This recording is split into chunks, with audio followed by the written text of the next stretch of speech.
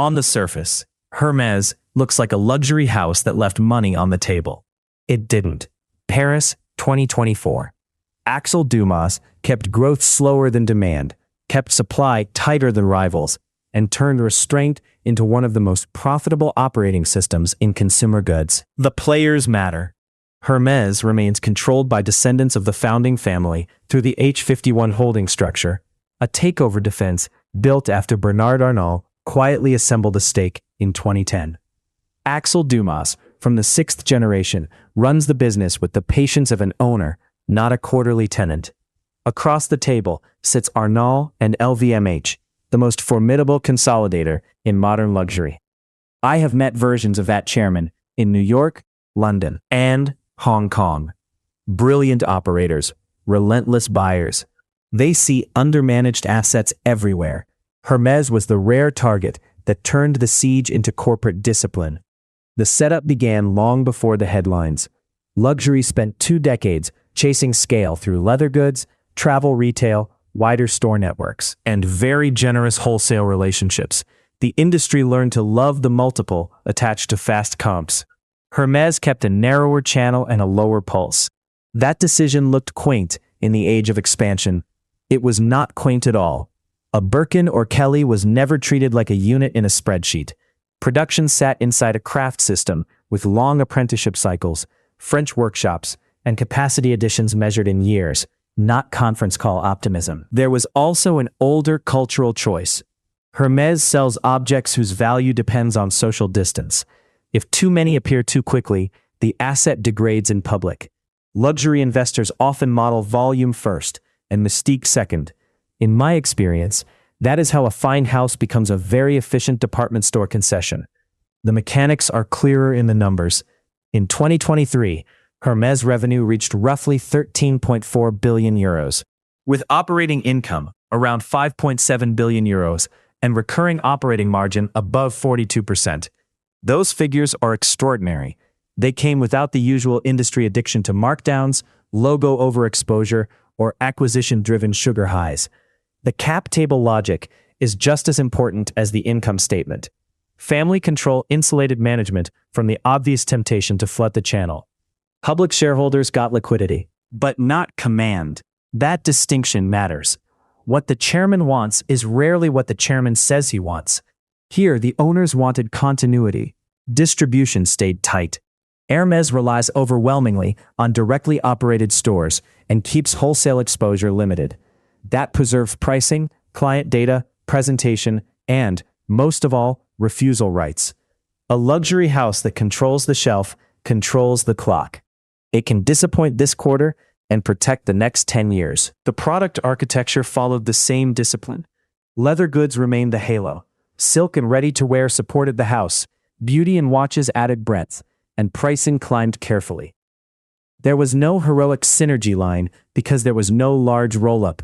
The company built value the old way, slowly, workshop by workshop. Friction arrived whenever demand surged.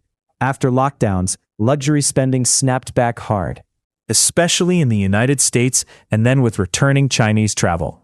At many companies, that phone call ends with extra slots, outsourced production, and a larger order book. At Hermes, it often ends with a polite variation of no. That creates tension inside the room. Merchants want inventory.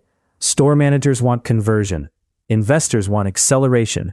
Craftsmen need training time, tools, and seasoned supervision. The hidden clause in this business is human skill. A new leather artisan cannot be summoned from a spreadsheet on Tuesday and trusted with a Kelly on Wednesday. Another pressure point is perception. Scarcity can look elegant when sales are rising and cynical when waiting lists lengthen.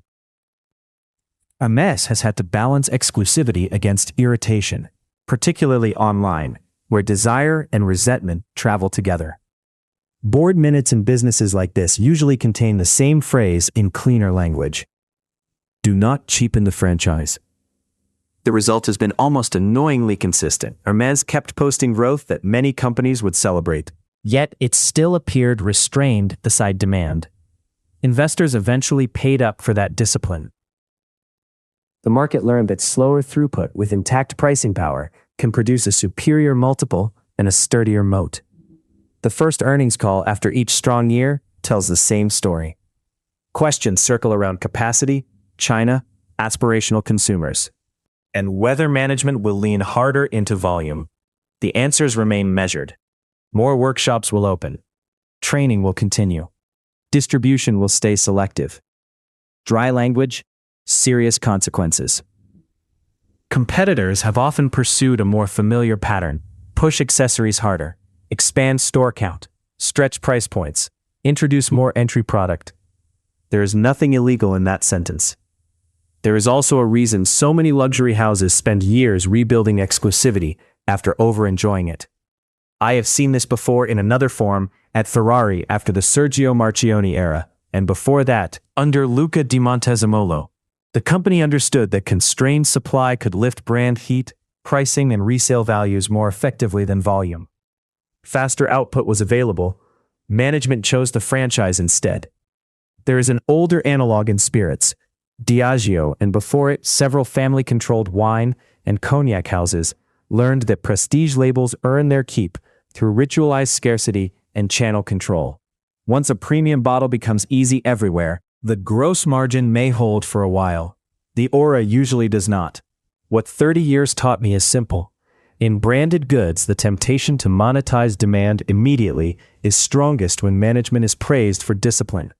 That is precisely when discipline gets sold for a quarter point as growth.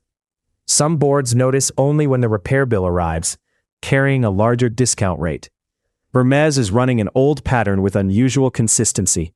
Protect the workshop, ration distribution, and let demand queue in public. I have seen this before. Here's what it means. Who's running this same playbook today? Comment one name.